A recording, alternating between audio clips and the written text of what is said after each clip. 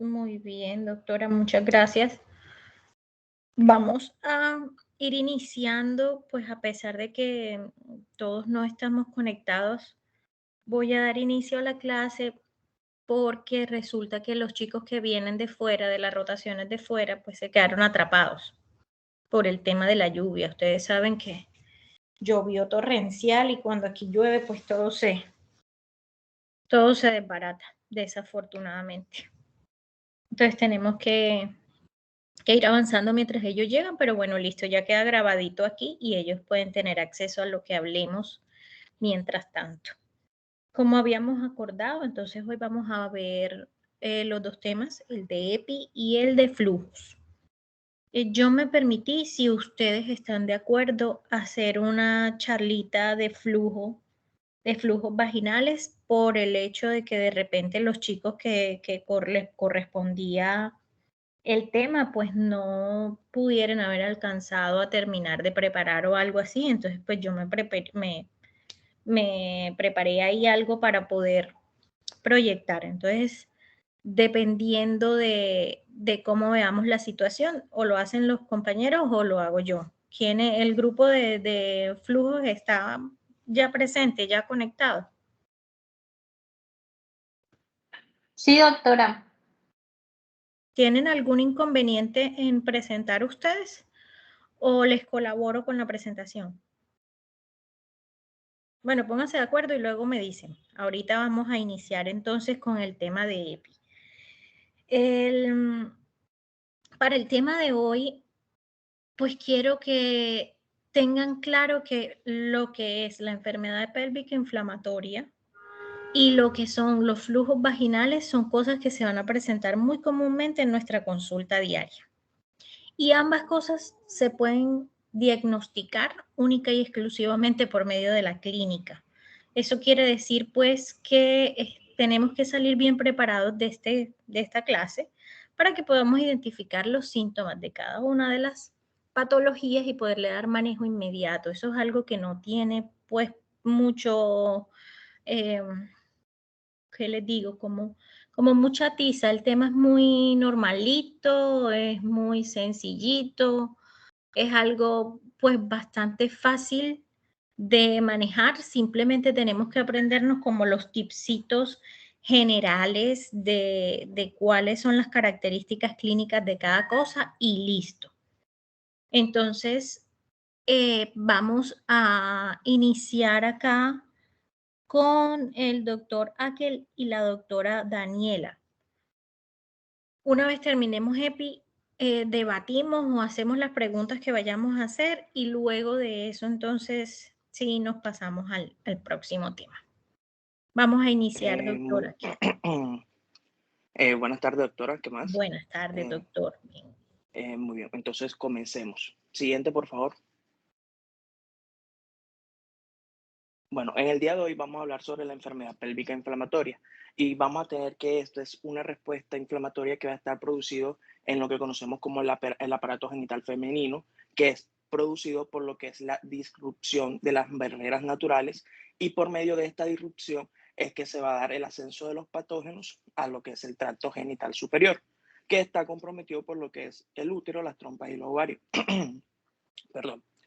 Entonces vamos a ver que en sí esta está asociada a lo que es predominadamente a lo que conocemos como a la proliferación de los microorganismos de enfermedades de transmisión sexual, o lo que conocemos como ETS, en especial lo que son la Neisseria gonorrhoeae y la clamidia trachomatis. Epidemiológicamente vamos a encontrar que esta es una enfermedad que va a afectar principalmente mujeres, que están en sí en lo que es su edad reproductiva, y que esto es una edad que va a realizar entre los 15 y 25 años, y que ellas en sí son promiscuas. O sea, ¿en qué forma? O sea, que empezaron su vida sexual a muy temprana edad, y, y al agregar o a continuar sus relaciones sin protección, especialmente los de barrera, aumenta la probabilidad de que se produzca esta patología. Tenemos que especificar que alrededor del 75% de las pacientes que están presentando esta EPI son nulíparas y pueden sufrir incluso con el tiempo consecuencias como lo que es la infertilidad e incluso un aumento de incidencia en los embarazos ectópicos. Disculpe, doctor. También epidemiológicamente vamos a encontrar que la EPI en Estados Unidos, un estudio se presenta que es un 4,1% de las mujeres sexualmente activas. Se contabilizaron específicamente 750,000 casos con personas, mujeres jóvenes que están presentando la EPI. Siguiente, por favor.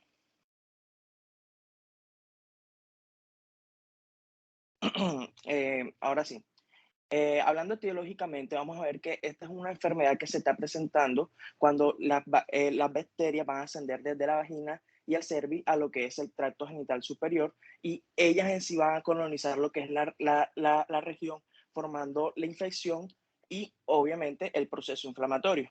Entonces, estos también vamos a ver que estas bacterias pueden generar distintos cambios físicos en los organismos, en los órganos internos, y incluso también lo que se dan los exudados purulentos que afectan principalmente lo que es la mucosa tuaria.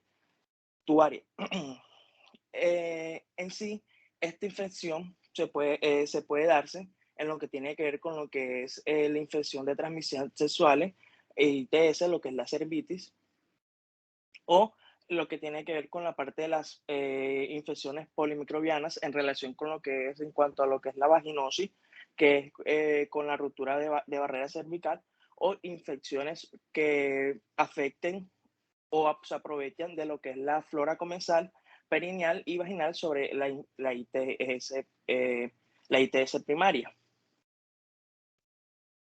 Vamos a ver que los agentes implicados con mayor frecuencia en la EPI van a ser lo que son, como mencioné anterior, la Neisseria gonorrhoeae, la Chlamydia trachomatis, infecciones polimicrobianas, perdón, aquí se da con la participación de lo que es una flora mixta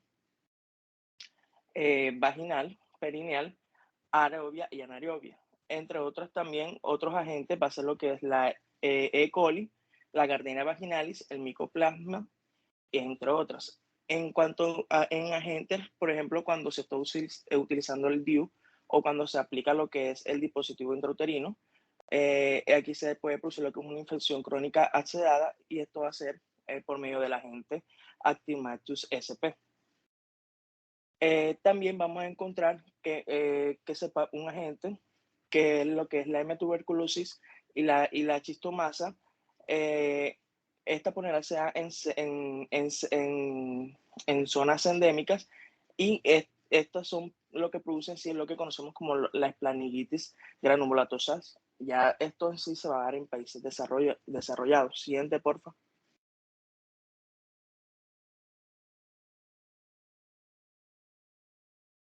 Bueno, vamos a tener que el principal factor de riesgo va a corresponder a lo que son a los contagios con ETS, como mencioné anteriormente, y es por ello que cualquier mujer sexualmente activa puede presentar esta patología. Y más, este dicho llega a aumentar si estas pacientes llegan a tener lo que son conductas sexuales de riesgo, como número elevado de compañeros o prácticas sexuales sin protección, específicamente las de barrera. Se ha descrito en sí un aumento de incidencia de la EPI en mujeres de raza negra entre edades, como mencioné anteriormente, de 15 a 25 años, o con antecedentes de infección previa, por lo que han presentado enfermedades como la clamidia o la gonorrea, o con un compañero sexual con antecedentes de ETS. Hay que tener en cuenta que la enfermedad inflamatoria pélvica es una complicación en pacientes que, como mencioné, utilizaron lo que son los dispositivos ultraterinos, siendo el riesgo confinado a las primeras 3 semanas de su inserción. Vamos a encontrar en factores de riesgo o lo que van a favorecer lo que es la EPI. Uno de ellos va a ser lo que es el parto o aborto espontáneo. Aquí se da lo que es el riesgo de practicar una interrupción de la gestación, aumenta según el tiempo de la menorrea y la técnica usada, siendo mayor riesgo con dilatación y repasado cuando se ha dado la aspiración. Otro factor va a ser lo que son procederes invasivos en lo que es el aparato genital, o sea, un aborto provocado, lo que es una insuflación tubárica, una esterectometría, un legrado, o incluso a veces la colocación o retiro de la DIU. Otra va a ser lo que es la edad y la promiscuidad sexual, que por lo general ya dije que en menor de 30 años, entre 15 a 25, va a estar esta enfermedad. Siguiente, por favor.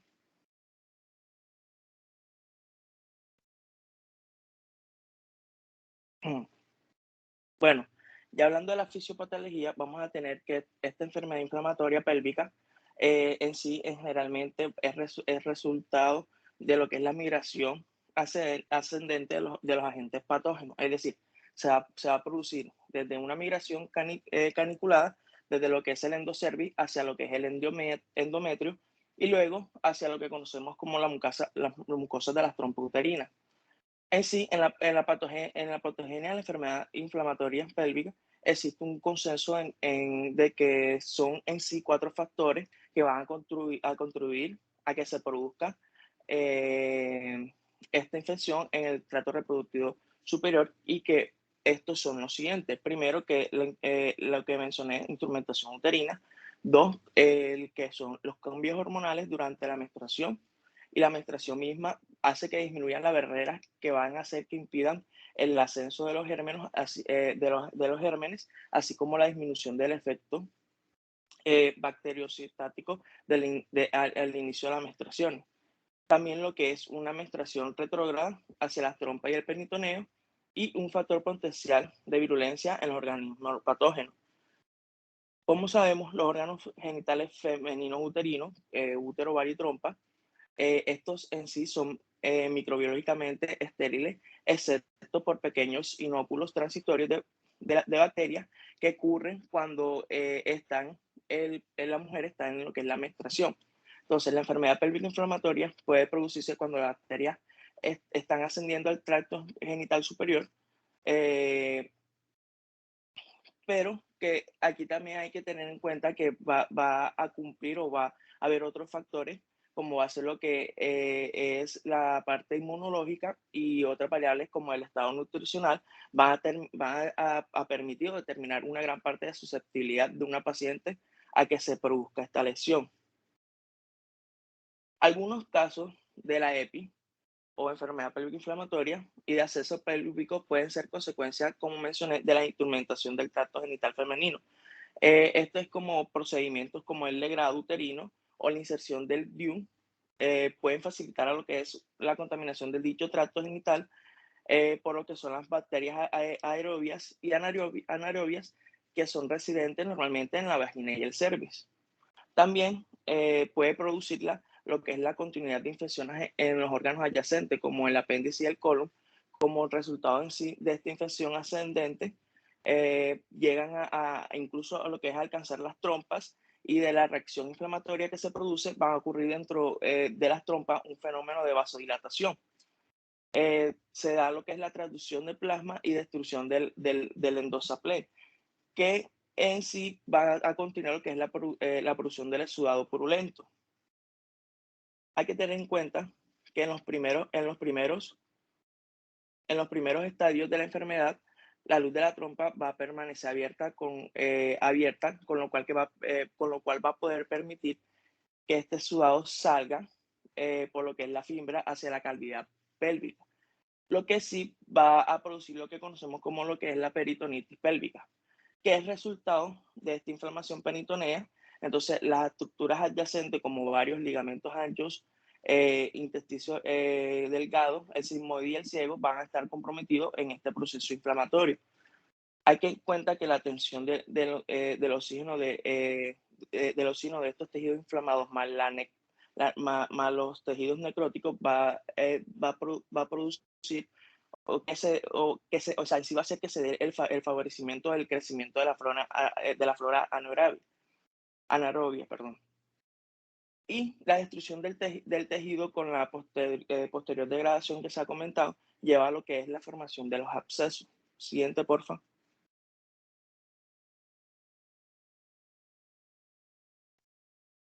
Aquí cuando se habla, aquí cuando se haga o se produzca lo que es la parte inmunológica referente a la EPI, vamos a ver que esta es una infección producida de la respuesta inmune, ya que se necesita 3 elementos, que va a ser lo que es, primero, el agente infectante, que va a ser el antígeno, segundo, lo que son las células presentadoras de antígeno o CPA, y tercero, que lo conocemos como las células respuestas inmunes, que son las células TH1 y TH2, que son los linfocitos T cooperadores 1 o T cooperadores 2. Entonces, teniendo en cuenta el primer elemento o agente infectante, como conocido como antígeno, él va a ingresar al huésped, él ingresa al huésped y por lo menos se puede producir 2 tipos de respuesta dependiendo de que se trate de un organismo extracelular o intracelular, debido a que al ingresar un organismo, el agente extraño no actúa de forma solitaria o de forma precisa. El segundo elemento va a ser que lo presente. Aquí las células presentadoras de antígenos o CPA se pueden clasificar en 3 tipos, que son las profesionales, o van a ser las células dendríticas, las semiprofesionales, que son los macrófagos y células B, y no profesionales, que son lo que es el epitelio, los fibroblastos y el endotelio. El tercer elemento, que está dado por las células de respuesta inmune, que ya mencioné anteriormente, la TH1 y TH2, la mayor parte de los patógenos induce una respuesta mixta, o sea, mezcla ambos tipos, en que esta dicha respuesta hace que se dé en las células presentadoras de antígenos el tipo de patógeno infectante y las células de inmunidad innata que se activen en lo que es la primera instancia. Está lo que es cuando se da una inmunidad frente a la bacteria.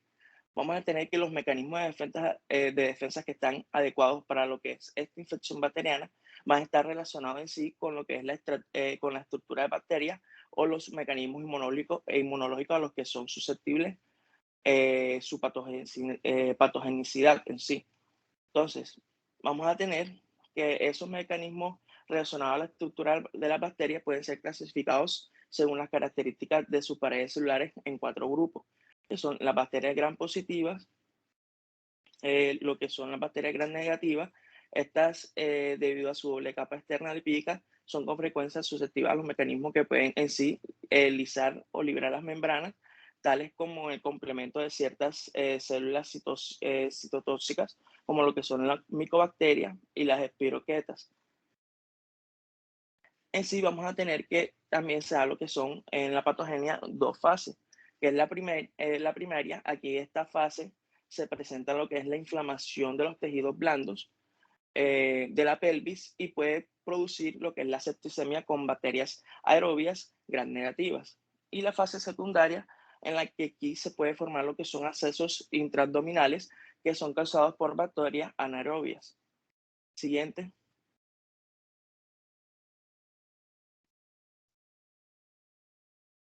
Permíteme, doctor. Vamos a darle paso al compañero, al siguiente compañero, perdón, a la compañera Daniela. Como ya pudieron escuchar durante la intervención del compañero Akel, nos dimos cuenta que esta patología es básicamente exclusiva, por decirlo de alguna forma, de las pacientes que se encuentran en la etapa de la vida reproductiva. Generalmente esto no se presenta en las pacientes menopáusicas y tampoco se presenta en las niñas jovencitas que aún no han iniciado la menstruación. Por eso es que se cree que su etiología está relacionada directamente en su, digamos, 70-80% de los casos con bacterias o con microorganismos que son de transmisión sexual, como lo sería la gonorrea o el gonococo y la clamidia trachomatis. Por la dificultad que representa, sobre todo para hacer el diagnóstico etiológico preciso en el tema de la clamidia, porque cultivarla es bastante complejo, es costoso, etcétera. Entonces, por lo general, pues cuando se trata de pacientes en la edad reproductiva con una vida sexual activa, pues damos unos tratamientos que están muy encaminados a la eliminación de estos dos tipos de patógenos sin mayor relevancia, pues, en cuanto al tema de buscar un cultivo específico ni nada de esas cosas. El gonococo sí, obviamente es mucho más fácil de identificar, con un simple frotis vaginal lo podemos lograr. Y ahí pues ese nos genera mucha mayor facilidad en el manejo, pero pues por lo general damos un tratamiento que tenga como función acabar con las dos cosas al tiempo y pues como quien dice, matamos dos pájaros de un tiro. No quiere decir que una paciente que no esté sexualmente activa no esté predispuesta a que ocurran, no. Sí puede ocurrir la enfermedad pélvica inflamatoria en otro tipo de pacientes y de otra forma. Se cree que esto puede ser por contigüidad o sea, la infección puede ser por contigüidad o por el flujo menstrual retrógrado, que es algo que todavía no se ha podido probar. Tiene relación, obviamente, con manipulaciones uterinas que se hayan realizado, bien sea por procesos intervencionistas que nosotros vayamos a hacer, digamos, la colocación de un dispositivo intrauterino o un legrado que de repente vaya a llevarse a cabo sin las técnicas asépticas que son necesarias. Cosas como el exceso de manipulación durante la menstruación. De hecho, se ha hablado mucho de la colocación de los tampones, etcétera, etcétera. Entonces, pues, todo este tipo de cosas pues han dado la impresión de que esta puede ser uno de los factores de riesgo asociados a esta enfermedad. En definitiva, pues lo que más aceptación tiene es el tema de la vía ascendente, es decir, que la infección va de vía vaginal hacia la parte interna y viaja a través de la matriz, es decir, de la cavidad endometrial, hacia lo que son las trompas y los ovarios. En los casos graves, en los casos complicados, estas infecciones pueden llegar a ser catastróficas a tal punto que se dé una infección tan severa que requiera cirugía por un absceso pélvico. Eso pues ya es una cosa excesiva, por lo general no llega hasta allá. Los síntomas que produce son síntomas bastante incómodos y eso hace que la paciente busque ayuda rápidamente y evita que llegue mucho más allá de lo que usualmente es, que simplemente es el proceso infeccioso y agudo, se ataca y listo. Sin embargo, pues no está de más comentarles que en algunos casos se pueden dar abscesos secundarios a ellos. ¿Hasta aquí alguna duda o continuamos? Doctora Met. Hola, buenas tardes, doctora. Doc, bueno, yo leí algo y era de que con respecto a los métodos anticonceptivos, en este caso los métodos de barrera y los métodos hormonales eran considerados como factores protectores y esto debido a que, o sea, generalmente producen cambios a nivel del moco cervical, entonces eso se consideraba un factor protector. Entonces, o sea, mi pregunta es esa, ¿qué tan frecuente o qué tan probable se puede decir de que los métodos anticonceptivos disminuyen el riesgo de padecerla? Sí, Bueno, en doctor. este caso los hormonales. Sí, doctor, los hormonales como tal, sí, porque tú sabes que el cervix está cubierto por un moco, que es el que llamamos moco cervical. Él se hace más denso en la medida en la que estamos en la fase estrogénica, es decir, cuando todavía no hemos iniciado el proceso ovulatorio. Se hace menos denso en la medida en la que se acercan los días de la ovulación. Si nosotras estamos utilizando un método que impide esa ovulación, es decir, que evita que se dé esta segunda fase con todo, pues ese moco se mantiene así de espeso todo el tiempo y forma como una especie de barrera, como una especie de tapón que va a impedir, a su vez, que las bacterias de la vagina puedan lograr llegar hasta el interior del útero y de los ovarios. Entonces, en vez de tener vía libre para pasar normal hacia adentro, pues lo que hacen es que se encuentran con esta sustancia pegajosa, difícil de penetrar, que los mantiene a raya y no deja que se forme el proceso. Y obvio, pues los métodos de barrera, porque pues ya sabemos, o lo que estábamos hablando es que el 80% de las veces pues son infecciones de transmisión sexual, y si usamos un método, por ejemplo, como el preservativo, pues estamos evitando el contagio con esos microorganismos. Entonces, pues ahí matamos varios pájaros de un tiro. Es más que todo por el efecto de barrera que ambas cosas pueden generar a nivel local.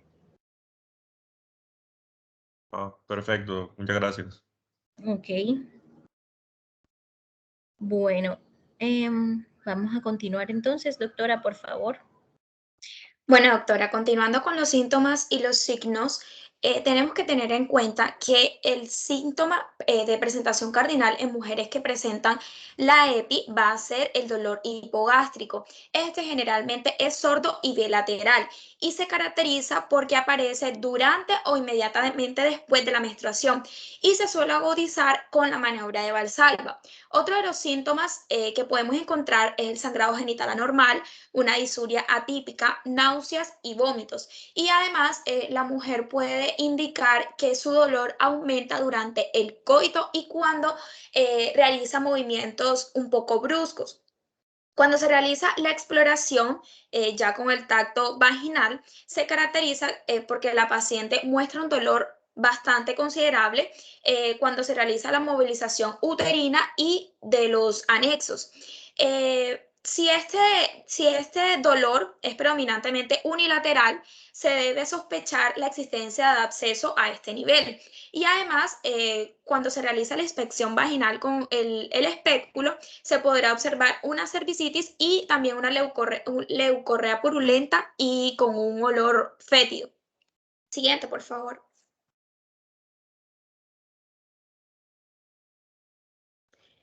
Hablando sobre el diagnóstico, bueno, una cosa que pues, se me pasó comentarles sobre los síntomas. No todas las mujeres van a presentar una EPI tan severa. Otras pueden pasar incluso casi asintomática. Entonces, en aquellas que están asintomáticas no se puede descartar inmediatamente que estén pasando por esta patología. Ahora sí, hablando sobre el diagnóstico, como la doctora ya lo había mencionado, el diagnóstico de esta enfermedad se basa principalmente en las manifestaciones clínicas, pero se puede complementar con ciertos exámenes de laboratorios y otros estudios más especializados. Para realizar el diagnóstico, se van a tomar en cuenta los criterios de SWIT. Este se va a dividir en criterios mayores y en menores. Y para diagnosticar a una mujer con EPI, se tiene que tener todos los criterios mayores y al menos uno de los menores. Entonces, entre los criterios mayores vamos a encontrar una historia o presencia de dolor en hipogastrio o en mi abdomen inferior, específicamente o principalmente durante la palpación. Como segundo, tenemos dolor a la movilización del cérvix durante la exploración física. Y como tercero, dolor en la palpación de anexos, también en la exploración clínica. Entre los criterios menores encontramos una temperatura de 38 grados en adelante, material purulento identificado por culdocentesis o laparoscopia, leucocitosis mayor a 10.500, masa al examen físico o por ultrasonido, un cultivo de exudado intracervical positivo, ya sea por diplococos, Neisseria gonorrhoeae o cualquiera de las bacterias típicas que ya mencionamos, y una velocidad de eritrosedimentación elevada. Continúa, porfa. No. Bueno, se puede diagnosticar y se puede también. No, dale antes. Bueno, se puede diagnosticar y clasificar la EPI según las características clínicas de la enfermedad en 3 grados. Encontramos el grado 1, que es cuando la enfermedad no está complicada, la mujer no presenta ni masas ni signos de irritación del peritoneo.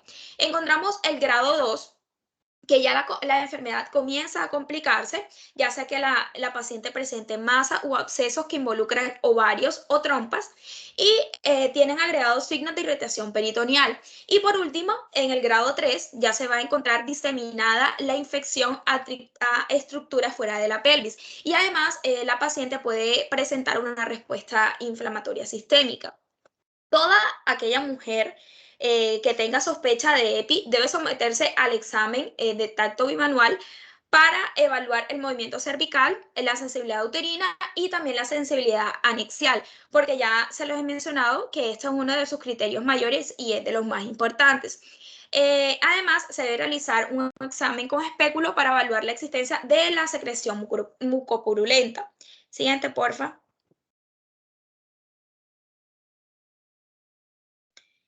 Bueno, entre las pruebas complementarias que les había mencionado que se pueden realizar en este caso, encontramos el hemograma con una leucocitosis mayor a 10.000 y aparecen al menos de 2/3 partes de las pacientes que presentan la patología.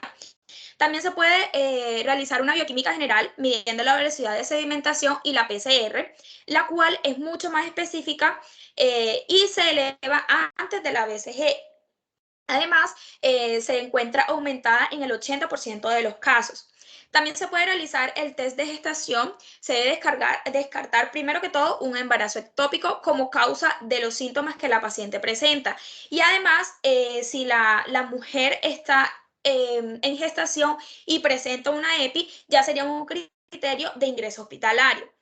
También se puede realizar el sedimento y cultivo urinario, claramente para descartar cualquier tipo de infección del tracto urinario. Y por otro lado, también podemos realizar la microbiología. Se toma muestras para descartar cualquier diagnóstico microbiológico. Se va a tomar el exudado vaginal, que se toma en el fondo del saco de Douglas, determinando vaginosis por Gardnerella vaginalis o también Staphylococcus aureus. También aquí podemos descartar la presencia de tricomonas mediante el examen de fresco. Por otro lado, también se puede realizar el exudado endocervical para la presencia igualmente de clamidia trachomatis. Otra de las cosas que se debe realizar como pruebas complementarias es la serología de VIH, de sífilis y una ecografía pélvica. Esta se dice que es de gran utilidad y según la literatura es como la más específica, que no se evidencia como la necesidad de realizar ni TAC ni resonancia. Sin embargo, son útiles para excluir diagnósticos alternativos en aquellas mujeres que tengan una presentación atípica o severa. Entonces, entre los signos considerados característicos para el diagnóstico de EPI por ultrasonido, se menciona el grosor de la pared de la trompa uterino mayor a 5 milímetros, la presencia de septos incompletos en el interior de la trompa, también la presencia de líquidos en el fondo del saco de Douglas y el signo de rueda dentada, que se va a evidenciar en la vista de corte transverso de la trompa. Siguiente, porfis. No, disculpa, me faltó un pedazo. Hablando con respecto a la laparoscopia, se puede utilizar para obtener un diagnóstico más preciso de salpingitis y un diagnóstico bacteriológico más completo. Sin embargo, ¿qué pasa con esta prueba? Que con frecuencia no es muy fácil realizarla y su uso también pues no justifica realizarla cuando los síntomas son muy leves o vagos. Además, no va a detectar la endometritis y esta podría no detectar la inflamación que tenga la mujer cuando es muy sutil en las trompas de falopio. En consecuencia, pues este tipo de EPI se debe realizar con los hallazgos clínicos. Ahora sí, siguiente, por favor. Hablando de diagnósticos diferenciales, se debe descartar la enfermedad urinaria como la litiasis, enfermedades ginecológicas y obstétricas como la amenaza de aborto, embarazo ectópico, rotura o torsión de un quiste ovario. También se puede descartar la endometriosis, los pólipos o neoplasias endocervicales y también un síndrome de adherencia por cirugía previa o miomas uterinos complicados. Entre las otras diagnósticos diferenciales encontramos las enfermedades digestivas, como son la apendicitis, enfermedad diverticular, colecistitis e intestino irritable. Si los criterios clínicos son rigurosos, como ya les había mencionado anteriormente, la certeza diagnóstica será cercana al 100%. Y ante la duda diagnóstica, se va a realizar la laparoscopia y en su defecto la laparotomía exploratoria, pero ya sería en casos muy específicos. Siguiente, porfis.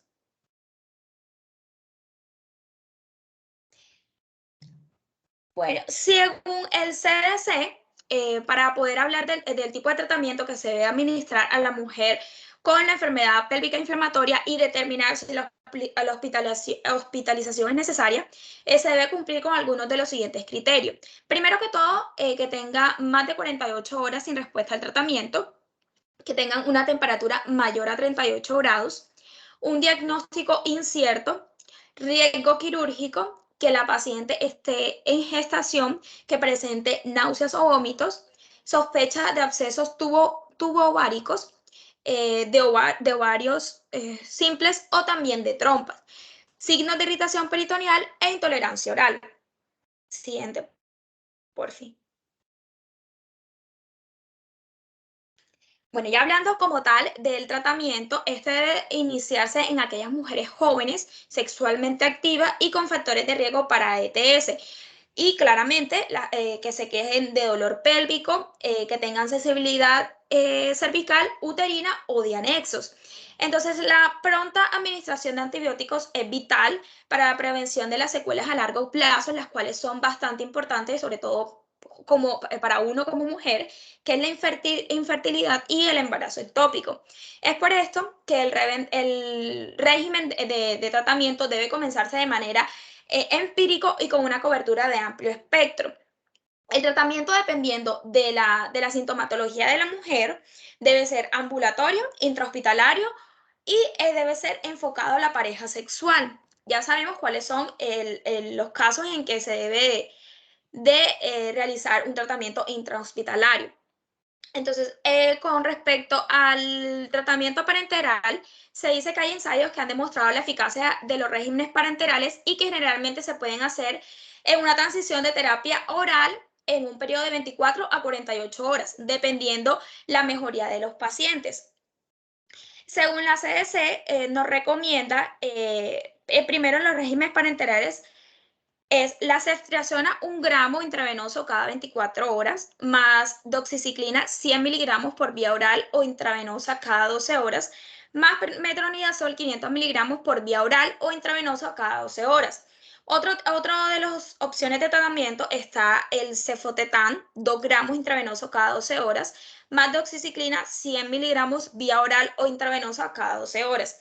Y en la otra opción terapéutica encontramos cefoxitina, 2 gramos intravenosos cada 6 horas, más la doxiciclina, 100 miligramos por vía oral o intravenosa cada 12 horas. Entre los regímenes parenterales alternativos encontramos la ampicilina sulbactam, 3 gramos intravenosos cada 6 horas, más la doxiciclina, 100 miligramos por vía oral o intravenosa cada 12 horas. Y entre las otras opciones encontramos la clindamicina 900 miligramos intravenosos cada 8 horas, más una dosis de carga de gentamicina intravenosa o intramuscular, que serían 2 miligramos por kilogramo de peso corporal, seguida de una dosis de mantenimiento, que sería en este caso 1.5 miligramos de kilogramo de peso corporal cada 8 horas. Esto se puede sustituir con una dosis diaria única de entre 3 y 5 miligramos kilogramo de peso corporal. De acuerdo al CDC, no hay muchos datos que apoyen el uso de cefalosporinas parenterales de segunda o de tercera generación. O sea, por ejemplo, como la cefotaxima o la ceftizocima. Y debido a que estas cefalosporinas son menos activas que los medicamentos que ya les he mencionado anteriormente. La ampicilina sulbactam más la doxiciclina se ha investigado y tiene una muy buena cobertura de amplio espectro y es eficaz contra la clamidia trachomatis, la Neisseria gonorrhoeae, gonorrea y anaerobios para mujeres con absceso tubovárico. Cuando se usa clindamicina y gentamicina parenteral, las mujeres con mejoría clínica de 24 a 48 horas después de haber iniciado el tratamiento, pueden pasar a clindamicina 450 miligramos vía oral 4 veces al día para completar una terapia por 14 días. Siguiente, por favor.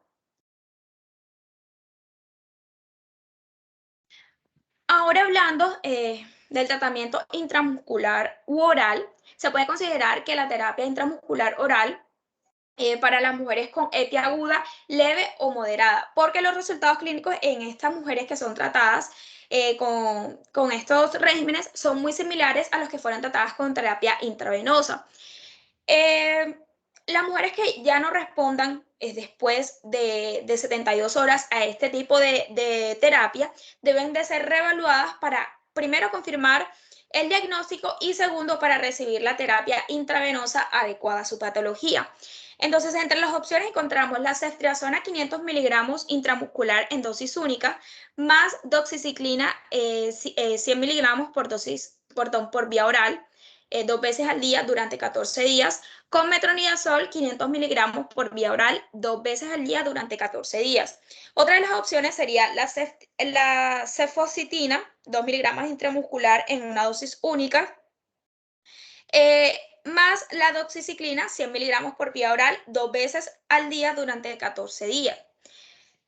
Esta se va a acompañar con el metronidazol 500 miligramos por vía oral o 2 veces al día durante 14 días, o otras cefalosporinas parenterales de tercera generación, por ejemplo, la cefizocima o la cefotaxima. Esto se debe administrar con doxiciclina 100 miligramos por vía oral 2 veces al día durante 14 días o con metronidazol 500 miligramos por vía oral 2 veces al día durante 14 días.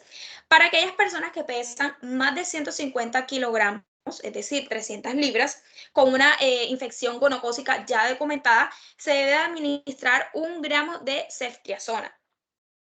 Siguiente, porfis. Como ya les había mencionado, este tipo de tratamiento debe ser en pareja y se debe iniciar a todo contacto sexual durante los 60 días previos al inicio de los síntomas.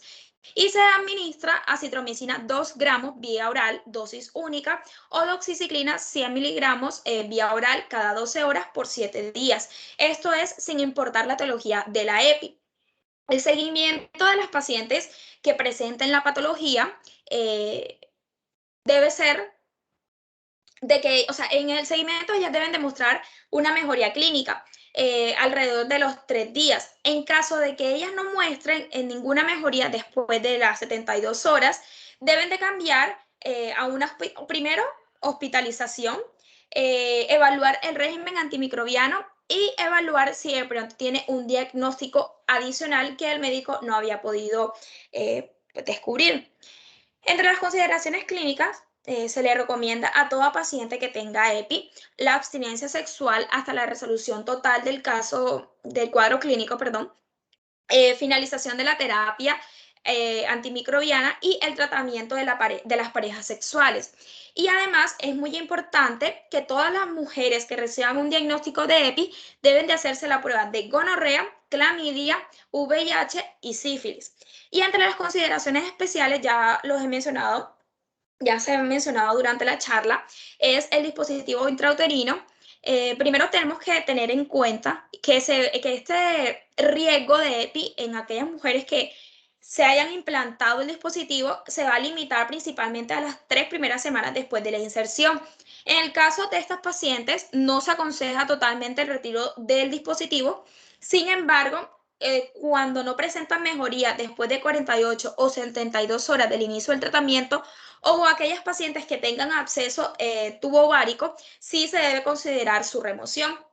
Y por último, en mujeres embarazadas con sospecha de EPI tienen un alto riesgo, de morbilidad materna y de un parto prematuro. Estas mujeres deben de ser hospitalizadas de inmediato y ser tratadas con antimicrobianos intravenosos siempre de la mano de un especialista en infecciones, en enfermedades infecciosas, si se tiene la posibilidad.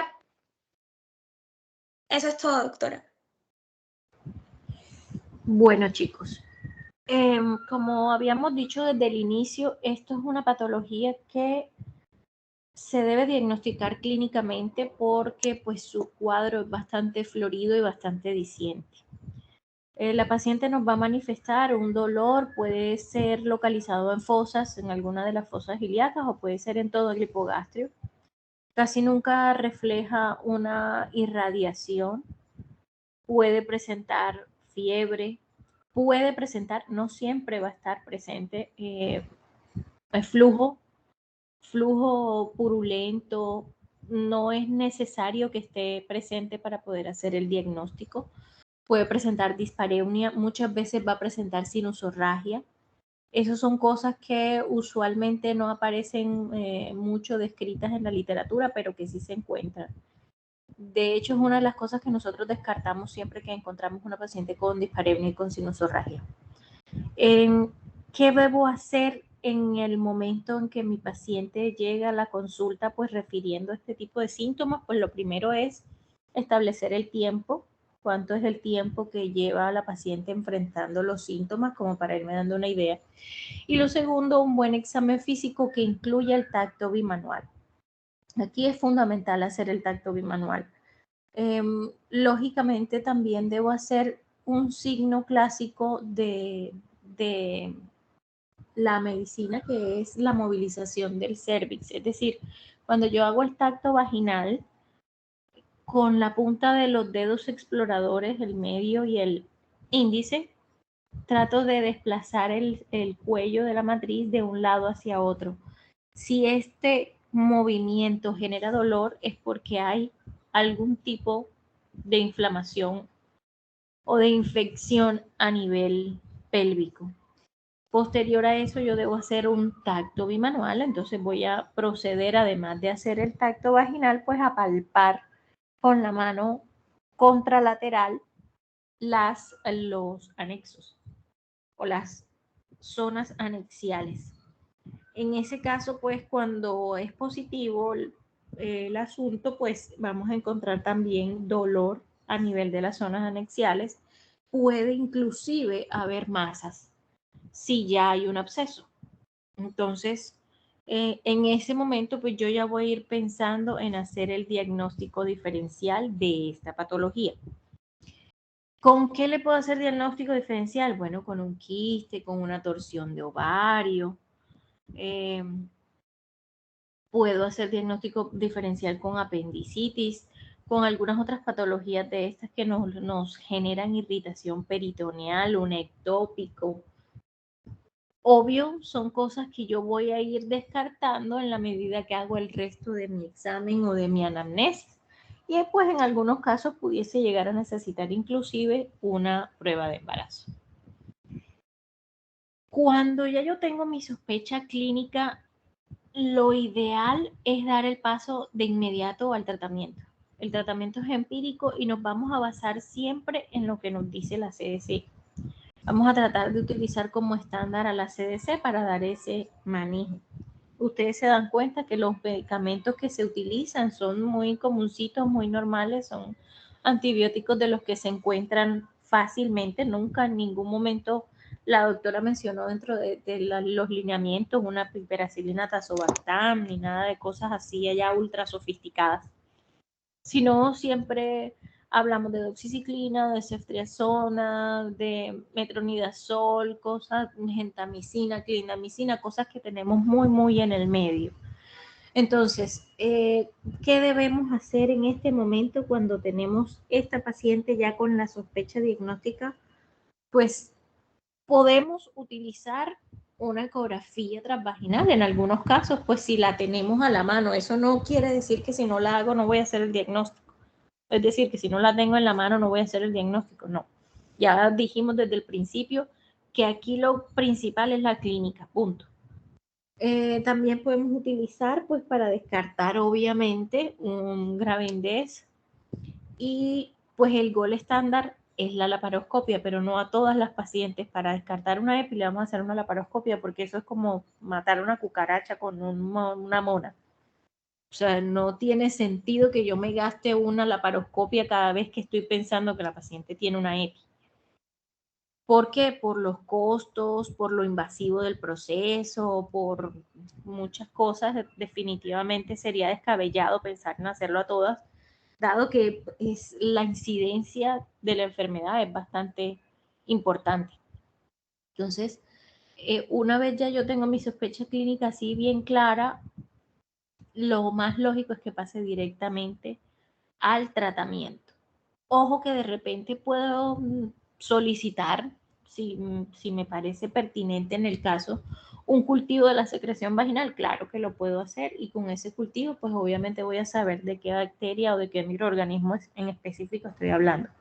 Pero esto va a ser más que todo cuando ya la paciente tiene procesos de reinfecciones, procesos recurrentes, cosas que nos hacen pensar que definitivamente, a pesar de que hemos dado el tratamiento apropiado, o pues el tratamiento que nosotros creíamos apropiado, nada que ver, la paciente no evoluciona satisfactoriamente como debería hacer.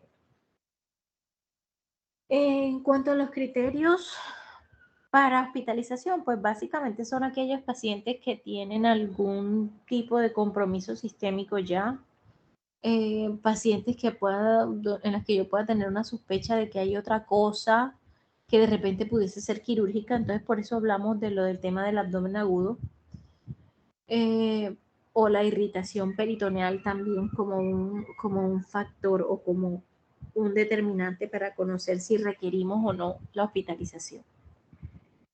En el caso de que yo tenga una paciente que presente esos síntomas y además ella quiera planificar, digamos, con un ante de cobre, un dispositivo intrauterino, pues primero tendría que hacer el tratamiento para luego poder indicarle ese tipo de manejos. No quiere decir que esté contraindicado para ella por siempre colocárselo, no, sino que primero tengo que sanarle el proceso infeccioso para luego, pues entonces sí, ir a hacer el otro procedimiento. Antes se decía que estaba completamente proscrito, y entonces que aquellas pacientes que tenían una enfermedad pélvica inflamatoria siempre era por causa del dispositivo intrauterino y siempre había que retirarlo, etcétera, etcétera. Pues ya en la medida en la que ha ido pasando el tiempo y hemos conocido un poquitico más, porque todavía no conocemos a ciencia cierta todo lo de esta patología, pues entonces hemos ido descubriendo que no está 100% contraindicado. Tenemos que estandarizar dos cosas. Si mi paciente tiene un proceso que yo veo que clínicamente lo puedo manejar en casa, sencillo, doxiciclina con ceftriaxona y listo, para de contar. Puede que requiera también el metronidazol. Usualmente el protocolo más aceptado dice doxiciclina, ceftriaxona y listo, sin tanto cuento. En algunos casos, pues la paciente no está tan compensada, y entonces cuando ya vemos datos de que pueda ir encaminándose a una enfermedad sistémica, pues entonces la hospitalizamos, y también tenemos bastantes opciones. Se puede usar la ceftriaxona, se puede usar las ampicilina sulbactam, la clindamicina en ampolla, la gentamicina en ampolla. A lo importante, si la paciente está en hospitalización y está canalizada, pues no le pongan nada que sea intramuscular. ¿Para qué? Si ya tiene canalizada la vena. Traten de colocarle un medicamento que se pueda usar de forma intravenosa, y así le ahorramos por lo menos un dolor a la paciente en la nalguita. Los esquemas son tal cual la doctora les estuvo comentando allí, por eso pues no voy a hacer mucho énfasis en eso. Cualquiera de ustedes puede verlo nuevamente y tomar nota de él, para que se lo lleven como tipcito de ustedes propio para encarar cada una de sus siguientes consultas. Siempre el tratamiento es en pareja, y eso hay que aclararlo, y eso hay que educar tanto a la paciente como al familiar, o sea, como al esposo. Porque entonces el esposo va a decir, no, pero si yo no tengo nada, yo no boto nada por ahí, a mí no me duele, entonces yo ¿por qué me tengo que tomar el medicamento? Pues la respuesta hay que dársela sencilla, y es que debemos tratarlo como si fuese una infección de transmisión sexual.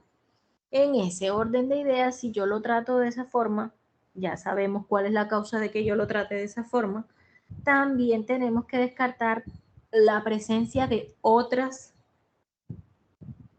ITS. Entonces, pues ahí vamos a descartar el VIH, podemos descartar la sífilis, debemos descartar la hepatitis B, debemos descartar la gonorrea, etcétera, etcétera. Todas estas infecciones de transmisión sexual, pues debemos hacer el tamizaje en el mismo momento en que se indica el tratamiento. Por ejemplo, si es ambulatorio, pues yo le doy el medicamento a mi paciente, le doy su fórmula, no sé qué, y también le doy la orden para que se realice esos exámenes. Y vuelva a venir conmigo al tener los resultados.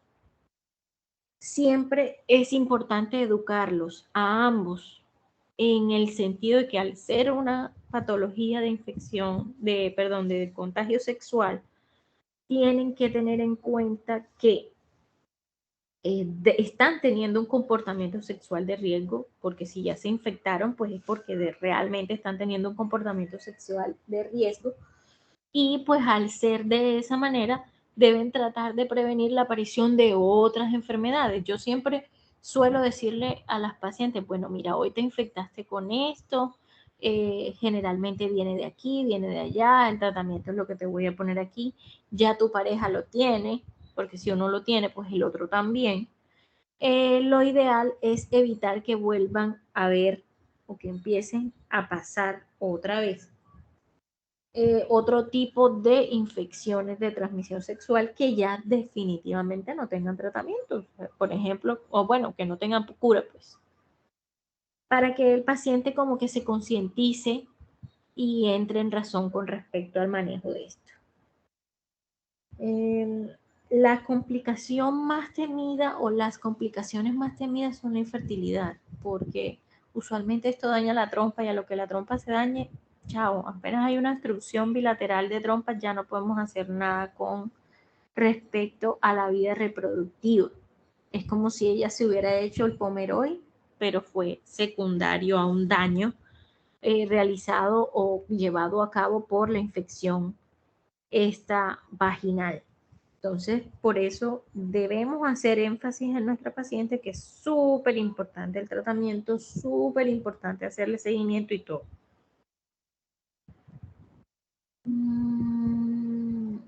Otra de las complicaciones suelen ser los abscesos tubováricos.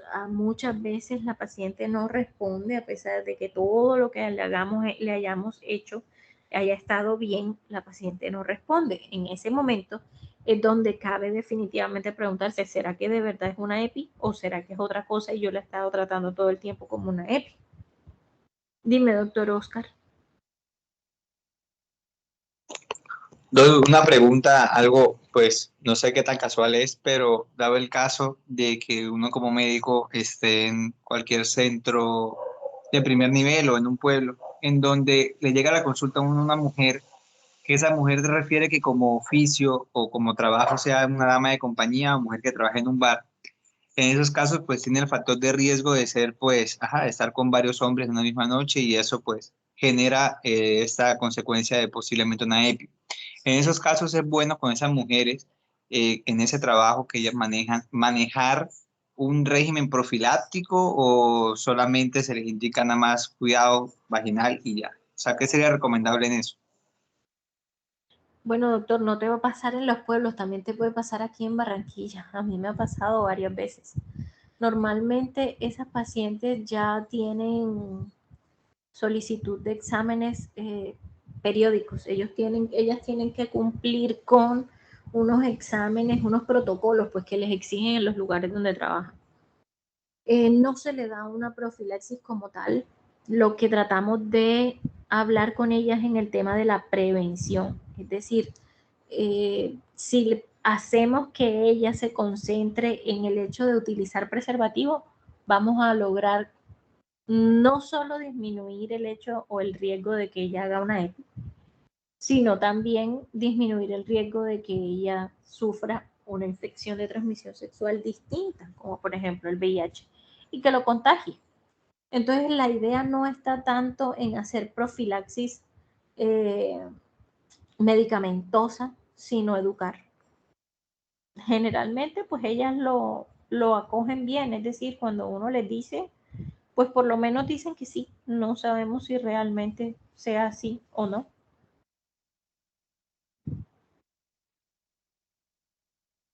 Ok, Doc. Bueno, cuéntenme chicos, ¿alguien más que quiera aportar?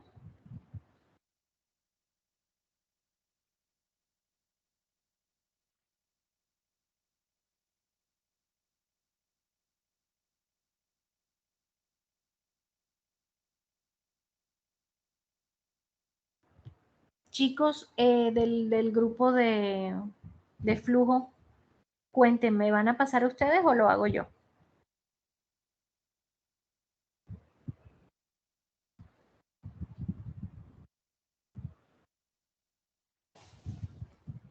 Chicos.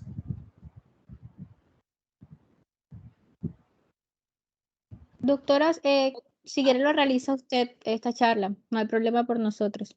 Ok, vale. Entonces déjenme ya. Voy a buscar aquí lo que voy a compartirles.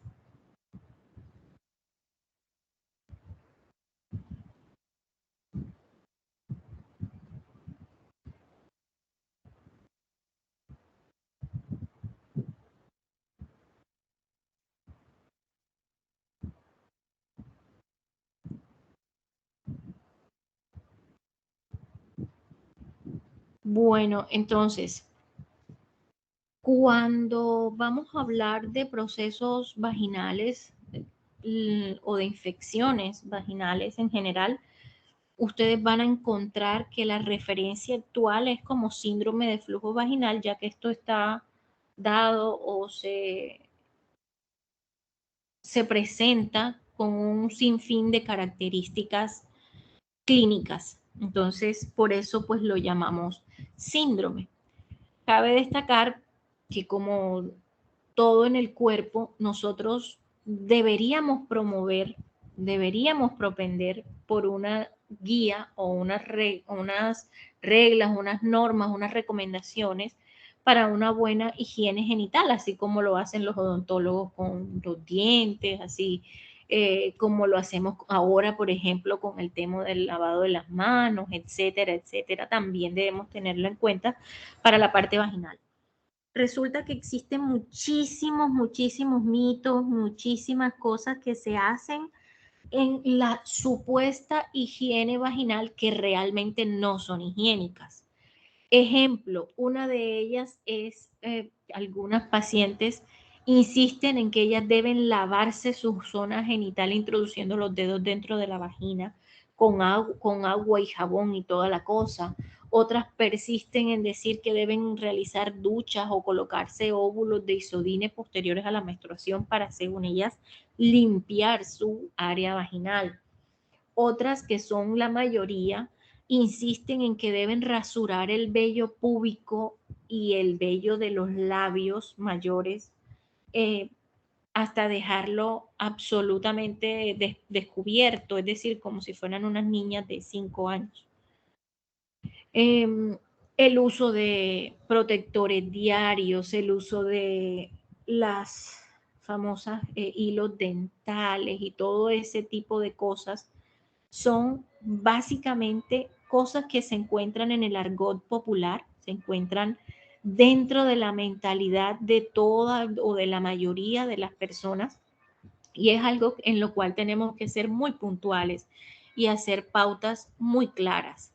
La vagina no necesita que nadie la limpie con ninguna clase de desinfectante, con ninguna clase de jabón, ni medicado, ni no medicado, ni de ninguna clase, ni jabón negrito, ni jabón de nada. La vagina tiene sus propios mecanismos de limpieza y ya ustedes lo saben, además lo vamos a refrescar ahorita más adelante. Tampoco podemos inducir a que las pacientes coman cuento de que tenemos que usar un protector diario para mantener esa zona limpia, entre comillas. No. ¿Por qué no debe ocurrir? Sencillo, nuestra área genital está cerrada, está tapada, está bastante guardadita la mayor parte del tiempo para algunas. Y esto hace que sea una zona muy húmeda, que sea una zona que tiene muchas secreciones en general, y al tenerlas todo el día guardadas ahí, colocadas justo por encima de ella en el protector crea un caldo de cultivo especial para que cualquier microorganismo crezca, pues con calor y con humedad, y encuentra las secreciones, los detritos de la piel y de la vagina y todo eso, pues claro, es el lugar ideal para que ellas vivan, para que ellas colonicen y se metan y hagan de las suyas en nuestra vagina. Entonces tienen que meterse en la cabeza y meterle en la cabeza a las pacientes que el uso de protectores diarios única y exclusivamente le benefician a una persona, el dueño de la nosotras, de Stay Free, de todos esos manes que tienen esas fábricas. De resto no le sirve a ninguno más. Mientras la paciente mantenga esos hábitos, no va a dejar de tener flujo. Otra cosa, la depilación absoluta del vello púbico con láser, con cuchilla, con lo que sea, también derriba la primera línea de defensa de la vagina. ¿Qué pasa? Cuando somos niñas no tenemos ese tipo de vellos, no salen, porque definitivamente nuestro cuerpo ha entendido que en esa etapa de la vida no va a necesitar defenderse de nada, porque pues aún ni siquiera hay vida sexual, entonces ni manipulación allí ni nada de eso, entonces pues ella entiende y está clara que hasta ahí no lo necesita. Posterior a eso, cuando ya estamos entrando en la etapa reproductiva, empiezan a aparecer esos vellos y el objetivo es ese, sencillamente cerrar o limitar el acceso de esas bacterias que pueden venir del ano por la cercanía del ano con la vagina e impedir, que pasen libremente. Entonces, a ver, hagámosle entender a nuestras pacientes que pueden de repente bajar un poco el vello que está sobre el monte de Venus. Quizás no les guste la tendencia afro y quieran pues hacerse un cambio de look. Pueden hacerlo con unas tijeras, simplemente bajarlo, pero sobre los labios mayores siempre deben haber vellos. No voy a decir que tienen que tener suficientes como para hacerse una trenza, no, pero sí deben tener una cantidad de vellos que impidan o que se forme como esa especie de barrera que es lo que queremos. Además de que se presentan este tipo de infecciones dentro de la vagina, con esa depilación también se pueden presentar en la misma piel. Entonces ustedes van a encontrar que son esas pacientes que les consultan porque tienen como una especie de abscesitos o microabscesos pequeños en el monte de Venus, y se dan porque al depilar, al rasurar el vello púbico, pues se infecta el poro y empiezan a aparecer estas infecciones de la piel, de la vulva, lo cual resulta muchas veces muy desagradable, inclusive puede dejar cicatrices bastante importantes. Cuando, pues, eso por hablar de algunas de las cosas, entonces no empiecen o no caigan en el juego de la paciente que dígame cuál jabón íntimo puedo usar, que dígame cuál marca de protectores es mejor, que explíqueme cómo debo depilarme y no sé qué, porque yo sé que no vine preparada, entonces tengo que quitarme todos esos pelos para que usted me pueda revisar. No, nada de eso debe ocurrir y usted tiene que tratar de ir ayudando a la paciente a concientizarse de eso. Entonces, pues, una parte de esa educación a esas mujeres está encaminada en que le expliquemos que la vagina no es aséptica. Nuestra vagina tiene bacterias y un montón. Tiene por montones de microorganismos. Los más importantes, los más significativos, obvio, esto va a variar según la etapa de la vida en la que la paciente se encuentre. Si son niñas hay muchos menos, igual que si son mujeres en la menopausia. En estas dos etapas de la vida, la flora vaginal normal disminuye bastante porque, pues, lo mismo que les estoy diciendo, el cuerpo entiende que ya no va a requerir ese tipo de microorganismos o esa microbiota en esa zona. Entonces, La principal microorganismo, ya ustedes lo conocen, son los lactobacilos. ¿Por qué son los principales? Existen muchos lactobacilos y se cree que en la vagina deben vivir por lo menos unos 7 tipos diferentes. ¿Cuál es el factor determinante para que ellos sean los mandamás en nuestra flora vaginal? Pues sencillo, y es que ellos van a producir la acidificación de la vagina. Estos son algunos de los lactobacilos presentes. Ellos van a lograr producir esa acidificación de la vagina que a su vez va a ocasionar un área bastante, ¿cómo les digo? Bastante agresiva, agreste, para el resto de los microorganismos que quisiesen llegar a colonizarla. Entonces, en ese momento en el que esa vagina está así, súper ácida, vamos a tener como consecuencia que va a haber un crecimiento limitado de las otras bacterias o de los otros microorganismos que viven dentro de la misma vagina, es decir, se van a mantener como a raya. Un ejemplo de ellos es la Gardnerella vaginalis, que también vive dentro de la vagina normalmente, pero en una colonia pequeña, que está muy a raya, como les venía diciendo, por los lactobacilos, pero que cuando estos lactobacilos se mueren por X o Y motivo, o cuando estos lactobacilos no están logrando acidificar correctamente el medio, pues se aumentan en cantidad y producen una infección. Es decir, no es que los Gardnerella vengan de otro lado, sino que están allí y como se les quitó el freno, pues entonces empezaron a producir ya y sí una enfermedad. Entonces, pues, todo este tipo de cosas, toda esta barrera, tanto por el ácido como por la limitación de la adherencia de los microorganismos a la flora, al epitelio vaginal, y todo este proceso específico actúa como un antimicrobiano que ayuda a que nuestra vagina se mantenga siempre limpia, sin necesidad de que le agreguemos absolutamente nada. No hay nada que ponerle a ella allí. Ella hace todo por sí solita. Cuando hay un desequilibrio, llámese porque la paciente tomó algún tipo de tratamiento antibiótico, digamos que pues tuvo alguna infección en específico, ustedes lo han visto o lo vieron también cuando estaban hablando sobre diarreas, ¿se acuerdan?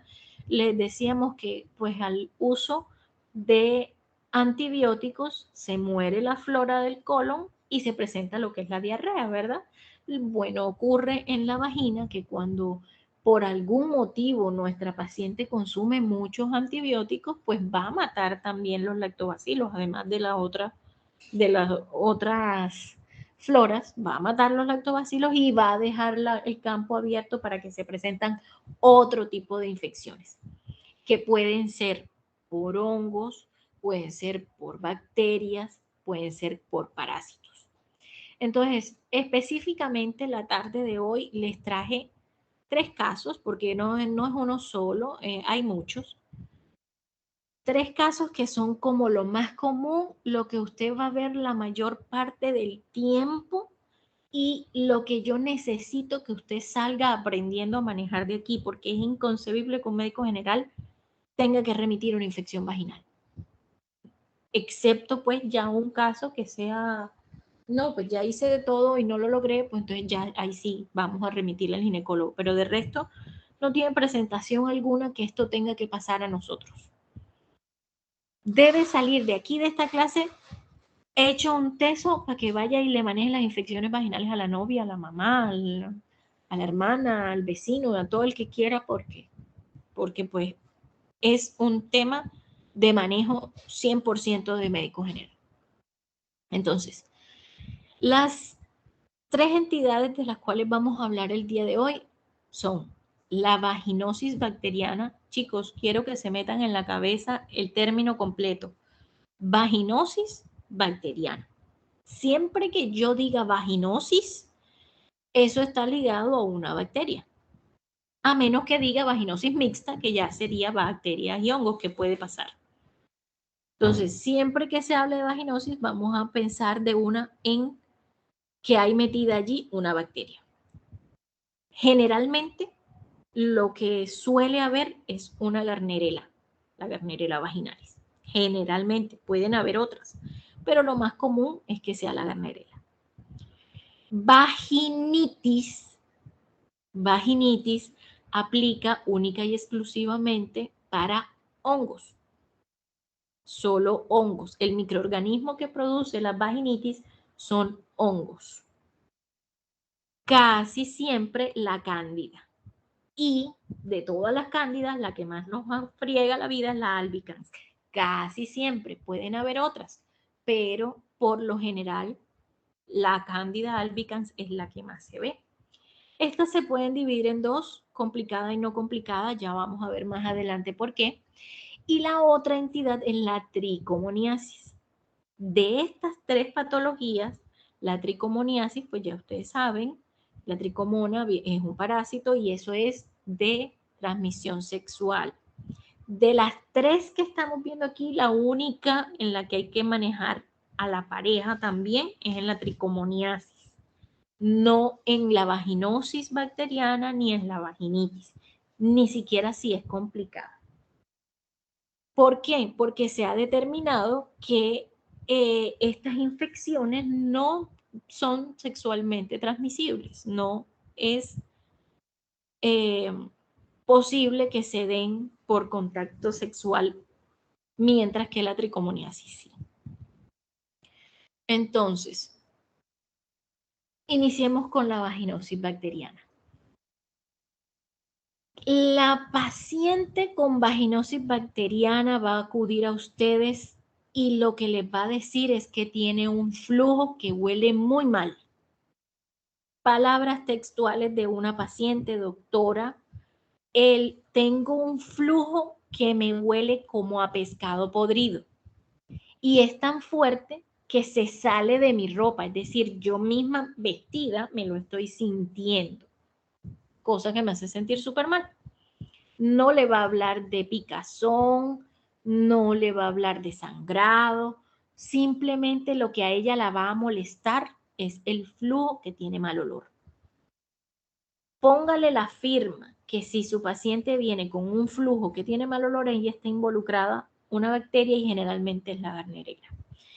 Para eso, ella le va a identificar, porque nosotros debemos hacerle el interrogatorio, ella nos va a decir que es un flujo que se puede ver blanco y que cuando se pone en la ropa interior, en el panty, se pone amarillo. Eso está relacionado con una infección bacteriana o una vaginosis bacteriana. Puede pasar que de repente yo decida solicitarle un frotis vaginal, cosa que no debería pasar, porque no es necesario, pero bueno, si usted lo considera pertinente, va a encontrar que el pH de la vagina está disminuido. Está aumentado, disculpen. Recuerden que hablamos que por los lactobacilos ella debía tener una vagina muy ácida. En este caso, en el frotis vaginal nos van a reportar que tiene un pH vaginal por encima de 4.5 y la presencia de células guía. Es decir, va a decir célula guía presente. Puede decir que tiene test de aminas positivo y puede también reportar la presencia de Gardnerella vaginalis. Tenemos aquí los llamados criterios de Amsel, que son esos que ustedes están viendo ahí en la lámina, y con eso usted hace el diagnóstico de la vaginosis bacteriana. Sin embargo, con el simple hecho de que la paciente le manifieste cómo es el flujo vaginal y usted de pronto lo examine y se dé cuenta de la presencia del flujo amarillo maloliente, ya es más que suficiente. ¿Qué otra cosa le puede reportar la paciente? Que cuando tiene relaciones sexuales el flujo se hace aún más fuerte, es decir, el olor se vuelve más pútreo. Eso ocurre pues porque al entrar en contacto con el semen, esa reacción ante esa sustancia alcalina pues dispara este test de aminas. El test de aminas es el olor. El olor que se presenta cuando la chica del laboratorio, la bacterióloga, le pone el KOH. En este caso, pues no, la paciente no tiene KOH, sino que el semen actúa como ese catalizador para que el olor se dispare. De esta forma, ustedes van a poder ver el cuello, ver la vagina de su paciente con el flujo cuando le realizan la especuloscopia si deciden que debe ser realizada para poder hacer el diagnóstico. Recuerde, el flujo lo va a ver así blanco, pero en la ropa interior se va a poner amarillo, se va a tornar amarillo apenas se entra en contacto con el aire. ¿Cuál es la forma de tratamiento? La forma de tratamiento puede ser por vía oral, con metronidazol o con tinidazol. Y por vía vaginal, si quiero hacerlo por vía vaginal, puede ser con clindamicina. Ojo, el metronidazol está dentro del plan básico de salud, o sea que usted lo puede formular sin ningún inconveniente. Tiene presentación en tabletas de 250 miligramos y tiene, de 500 miligramos y tiene presentación en óvulos también de 500 miligramos. Si usted quiere darle a la paciente tratamiento oral, que es el que recomienda el Consenso Colombiano de Ginecología, que hicieron ahorita en 2019, creo que fue, dice que lo mejor es utilizar el tratamiento oral. No opinan lo mismo en Europa, pero aquí en Colombia el consenso dice que lo mejor es la vía oral. Entonces usted le puede administrar a la paciente 2 gramos de metronidazol diarios durante 3 a 5 días. Es decir, que su paciente debe tomarse el metronidazol, puede hacerlo perfectamente durante 3 días y ya tiene el manejo completo. O puede hacerlo con el tinidazol, que también está en el plan básico de salud y viene en tabletas de 500 miligramos y se le da por 2 días. 2 gramos durante 2 días. Hay que tener en cuenta que en ambos casos, es decir, o con uno o con el otro, yo debo decirle a mi paciente que no debe consumir alcohol mientras esté tomando el tratamiento. Recuerde el efecto antabús que se da por el consumo de alcohol con el metronidazol o con el tinidazol. Entonces, siempre es súper importante hacerle énfasis y que eso quede por escrito en la fórmula médica. No he dicho que se usen las 3 cosas ni las 2 cosas. Dije, o uso uno, o uso el otro, o uso el otro. Es decir, un solo medicamento para el tratamiento de la señora. No quiero que quede en el aire que van a poner los 3 medicamentos al tiempo. Si de repente ya yo había probado previamente con alguno de estos medicamentos y no me fue bien, pues puedo optar por una tercera opción que sería la clindamicina. La clindamicina vaginal, viene en crema o viene en óvulos. Cualquiera de las dos la pueden usar y los regímenes generalmente hay desde 3 días, porque hay algunos que están, algunos compuestos comerciales que están hechos para que la paciente solo use durante 3 días, o lo puede usar durante 7 días, depende del medicamento que haya utilizado o que haya comprado el paciente, porque ese sí no está en el plan básico de salud, ese le toca a la paciente aparte. ¿Qué puede pasar cuando yo utilizo estos medicamentos? Puede pasar que listo, le quite el mal olor, pero le empiece la rasquiña. ¿Por qué? Porque así como le estoy dando el metronidazol, el tinidazol o la clindamicina para matar el exceso de Gardnerella, pues también me va a eliminar el exceso de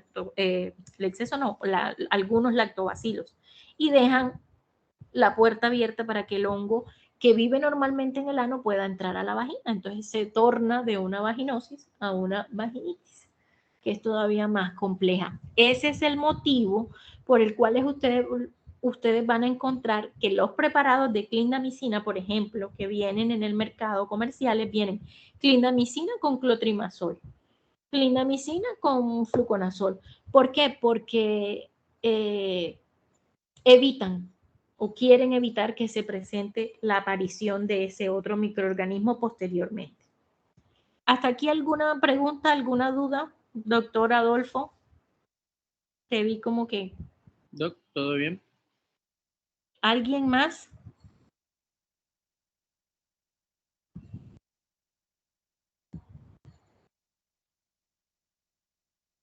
Listo, entonces continuamos. La tricomoniasis. Como les dije, esta es la única que es de transmisión sexual. Entonces, en este caso, una vez yo la identifico, inmediatamente tengo que poner en tratamiento a la pareja o las parejas sexuales que se tengan. Entonces, ¿qué va a ser característico o patognomónico de este caso? Que cuando yo le coloque el espéculo voy a ver eso en el cervix, una cantidad de punticos rojos como si fueran unas petequias. A eso se le llama cervix en frambuesa y es, como les digo, patognomónico de la infección por tricomonas.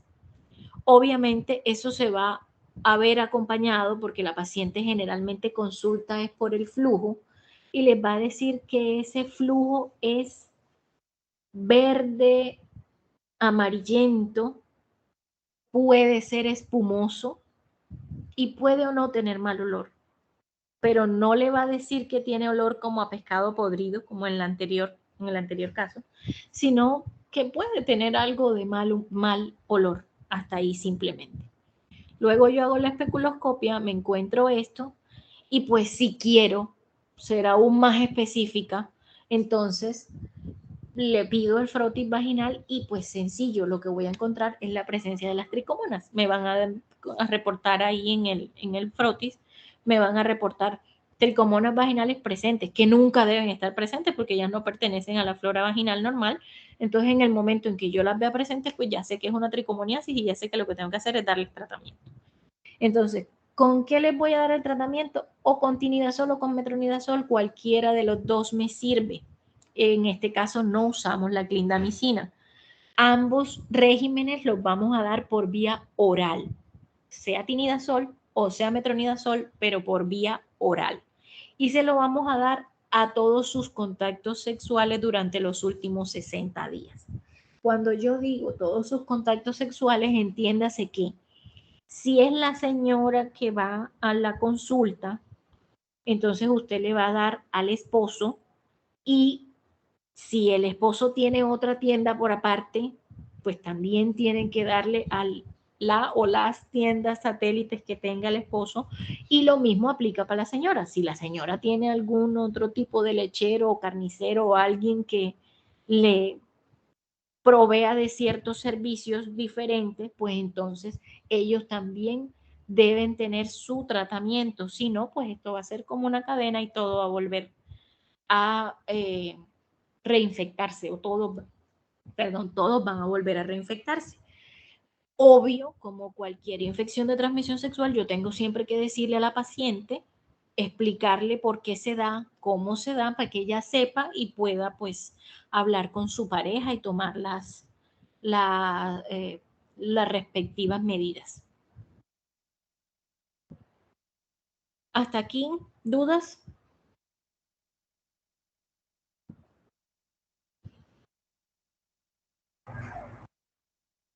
Bien, entonces, hablamos de la más incómoda. La más incómoda de todas es la vaginitis. Esta es la única de las infecciones vaginales que va a hacer que una paciente le llegue a usted a un turno a las 3 de la mañana a decirle que le rasca algo. Sí, doctora Aileen. Doctora, disculpe, con respecto a el tratamiento de la tricomoniasis, las dosis de los medicamentos serían las mismas que en el caso de la vaginosis. Sí, señora. Igual. Ok, doctora. Bueno, entonces, les decía, esta va a ser la única que va a ser capaz de llevarle a la paciente a usted a las 3 de la mañana a la consulta a la urgencia. Porque la picazón y el ardor es tan desesperante que logra que la paciente se levante y vaya a consultar de rapidez. ¿Qué le va a manifestar esta paciente? Le va a decir que tiene un flujo como si fuera leche cortada. Es un flujo grumoso y que produce ardor y picazón. La picazón es el como el máxime de todos los síntomas que caracterizan a esta infección. Entonces, así como les dije en la vaginosis bacteriana que el mal olor era lo que la paciente iba a argumentar con mayor ahínco, aquí lo que ella más se va a quejar es la picazón. Entonces usted se va a encontrar cuando examina a la paciente con ese flujo que se adhiere como a las paredes de la vagina y va a encontrar una vagina supremamente hiperémica, algunas veces edematizada. Cuando ya la cosa ha sido de mucho tiempo y la paciente no se ha hecho nada, pues puede encontrar escoriaciones por el rascado. Y pues no le recomiendo mucho que le vaya a poner el espéculo porque le va a mentar la madre toda la vida, porque la sensibilidad y el dolor que le va a producir al colocarle el espéculo va a ser infinito. Entonces, pues, ya cuando uno tiene un poco más de experiencia, sabe que definitivamente ir y tocarla y ponerle un espéculo no es la mejor opción en este tipo de casos. Sin embargo, pues eso es lo que ustedes se van a encontrar y de esa manera lo van a ver. ¿A qué se debe? Como ya se los dije, se debe a un hongo. Ese hongo generalmente es la Candida albicans. Entonces, tenemos que recordar que esta cándida vive en la flora vaginal intestinal normal. Eso quiere decir que debemos educar a nuestra paciente y decirle que esta infección puede ser secundaria de pronto a relaciones sexuales anales y luego vaginales, por ejemplo, que se ha tornado una práctica asquerosamente común. También puede deberse a la mala manipulación de la paciente, por ejemplo, cuando va al baño y va a limpiarse con el papel higiénico, lo hace de atrás hacia adelante, arrastrando todo el popó hacia la vagina, en vez de hacerlo de la forma correcta, que es de adelante hacia atrás, para que no haya ninguna clase de contaminación, al revés.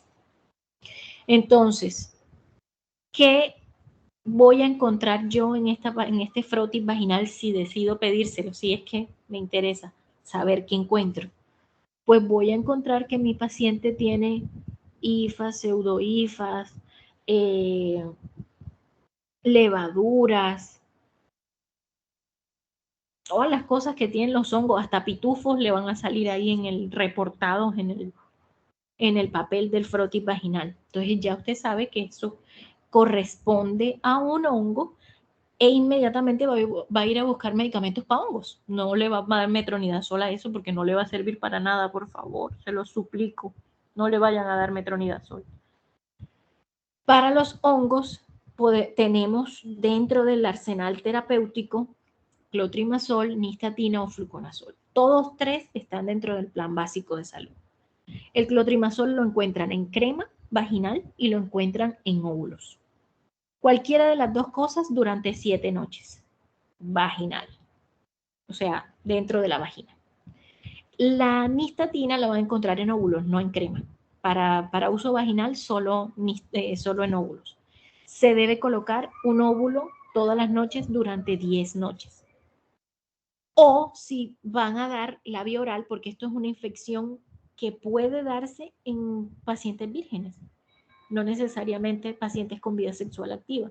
Entonces, pues no van a tener manera de colocarse el clotrimazol o el óvulo y tal cosa, no van a tener el manejo de eso, se lo puede dar por vía oral con el fluconazol. Entonces le va a dar fluconazol, cápsulas de 200 miligramos, una diaria por 2 días y con eso, listo. Su paciente no va a tener ningún inconveniente. No es necesario que se le dé manejo a la pareja, ya que ya les expliqué, no es de transmisión sexual. Sí existe la posibilidad que la pareja, cuando tiene las relaciones con esta paciente que está contaminada, experimente como en el pene algo de enrojecimiento, de picor, pero eso, como dice la canción, se lava y se quita. Ya, no necesita más de ahí. No tiene más complicaciones con eso. Entonces, hasta aquí, esa es la vaginitis no complicada. Ahora pasamos a las que son complicadas. Entonces, bueno, aquí les traje una imagen de varios regímenes que hay dependiendo de la zona donde se ve, de donde se vea. Entonces, de Reino Unido, el Centro de Control de Prevención de Enfermedades, la Organización Mundial de la Salud, etcétera, etcétera. Ahí están. Pero igual, pues básicamente es lo mismo que ya les acabo de decir. En cuanto, me volé las complicadas. Bueno, en cuanto a las complicadas, ¿cuándo vamos a decir que una vaginitis es complicada? Cuando se presenten más de 4 casos en un año. Es decir, mi paciente me dice, consulta pues, porque tiene esa infección vaginal y de tipo vaginitis, ¿no? Con las características que ya mencionamos. Viene, usted la trata, ella se mejora y al momentico o a los días vuelve otra vez y le aparece la infección. Vuelve, la trata, ella se mejora, pasan unos cuantos días y vuelve a infectarse. Cuando eso ocurre en más de 4 oportunidades en un año, ya lo llamamos una vaginitis complicada. Es exactamente por los mismos microorganismos, tiene las mismas características, lo único es que es recurrente, es decir, se presenta muchas veces y ya se torna bastante incómodo para la paciente.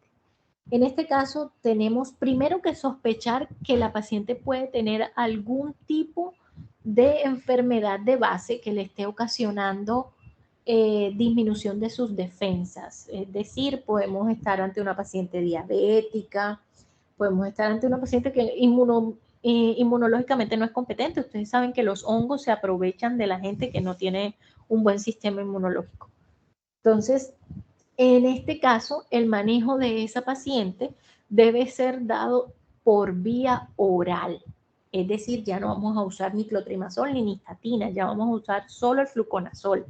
Y el esquema que vamos a utilizar, o el que nosotros aquí en Colombia estamos usando, es el fluconazol, 150 o 200 miligramos, dependiendo de lo que ustedes tengan en la EPS, semanal.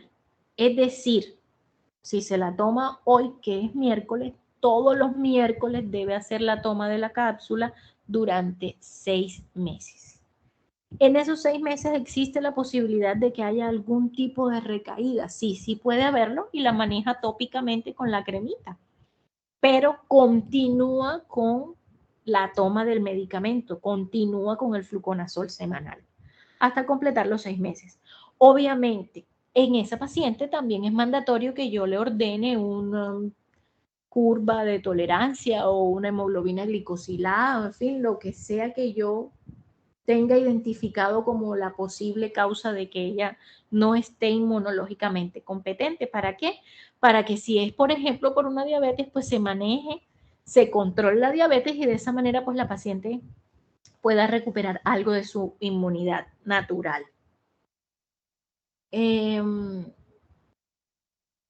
¿Alguna duda hasta aquí? Doctora, hace una preguntita. La dosis del anterior, del fluconazol, sería ¿por cuánto tiempo dijo? ¿De la complicada o de la no complicada? De la no complicada, de la no complicada. 2 días. Una 2 diaria días. por 2 días. Una diaria por 2. Ah, ok, listo. Sí, dime, David. O sea, doctora, para que una vaginitis sea recurrente, ¿tiene que ser 4 o por lo menos 2? No, ¿O cuántas veces tiene que ser? de 4 en adelante. Vas a encontrar, por ejemplo, en el consenso colombiano de patologías vulvovaginales, vas a encontrar que te dice más de 3, que más de 3 es 4. Y en los consensos europeos vas a encontrar más de 4. Entonces, de 4 en adelante ya sabes que eso lo categoriza como una recurrente o complicada. Ajá, sí. ¿Alguien más?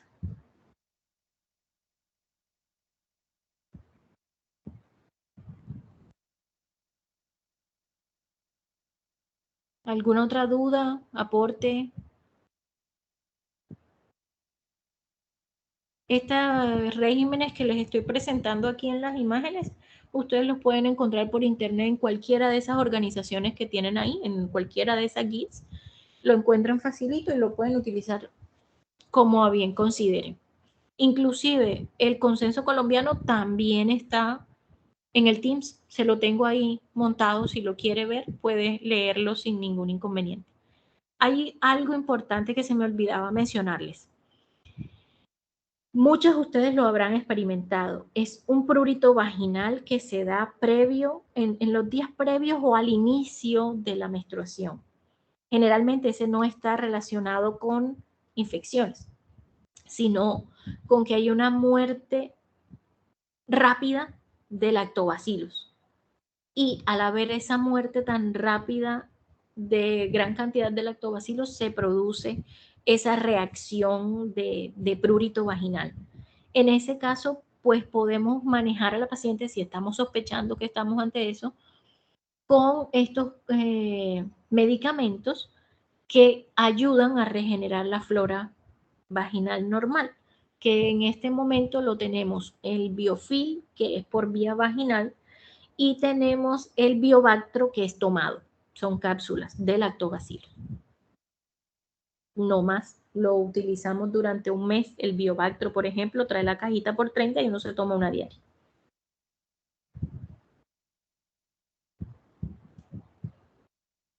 Bueno, chicos, si no tienen ninguna otra duda. Doctora, disculpe, ¿podría repetir? Es que no escuché. ¿El Biofil y el otro es para? Para mejorar los lactobacilos, para regenerarlos. Ok.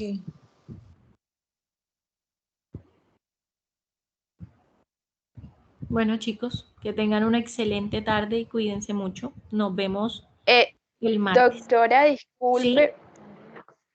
Lo que pasa es que los de la exposición del grupo del día martes queríamos mostrárselas para ver si nos podría hacer el favor de revisarlas. Claro, móntenlas. Ya voy a quitar esto de aquí. Listo, doctora. Muchas gracias. Hasta luego, doctora. Hasta luego.